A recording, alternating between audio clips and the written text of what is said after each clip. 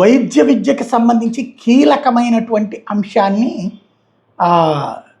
YSR Congress party Tirupati MP గురుమూర్తి అడిగిన ప్రశ్నలో తేలింది.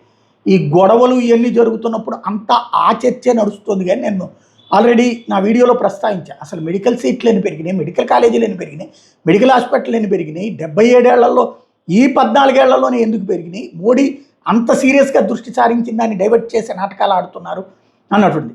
గురుమూర్తి అడిగిన ప్రశ్నకి వైద్య విద్యలో ప్రవేశాలకు అమలవుతున్న నీట్ విధానం గ్రామీణ ప్రాంతాలు ప్రాంతీయ భాషలో చదివిన విద్యార్థుల మీద చూపుతున్న ప్రభావం ఏంటి అంటూ ప్రశ్నిస్తే, నీట్ కారణంగా వైద్య సీట్ల లభ్యత మీద ప్రభుత్వం సమీక్ష నిర్వహించిందా, రాష్ట్రాలకు ప్రభుత్వ వైద్య కళాశాల ప్రవేశాలు మరింత వెసులుబాటు కల్పించాలని ఏమైనా విజ్ఞప్తులు వచ్చినాయా, గత 5 ఏళ్లలో ప్రభుత్వ వైద్య కళాశాలలో NMBBS సీట్లు పెరిగినాయి, అలాగే దేశవ్యాప్తంగా న్యాయమైన పారదర్శకమైన అడ్మిషన్ విధానాన్ని అమలు చేసేందుకు ప్రభుత్వం ఏమైనా చర్యలు తీసుకుందా అని అడిగారు.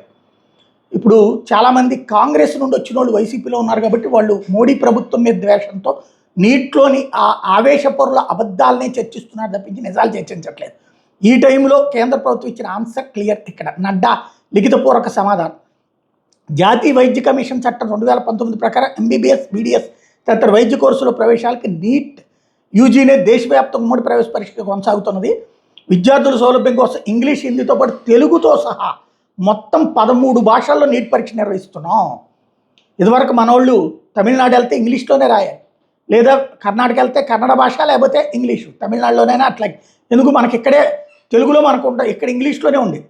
ఇట్లాగా దేశవ్యాప్తంగా వివిధ భాషల్లో రాసేవాళ్ళు. ఇప్పుడు అన్ని భాషల్లో కేంద్ర ప్రభుత్వం నిర్వహిస్తుంది, 13 భాషల్లో నిర్వహిస్తుంది. ఇంగ్లీషు, హిందీతో పాటు తెలుగుతో సహా మొత్తం 13 భాషల్లో నీట్ నిర్వహిస్తున్నారు. ఇది ఈ ప్రభుత్వం తీసుకొచ్చినటువంటి అతిపెద్ద సంస్కరణ.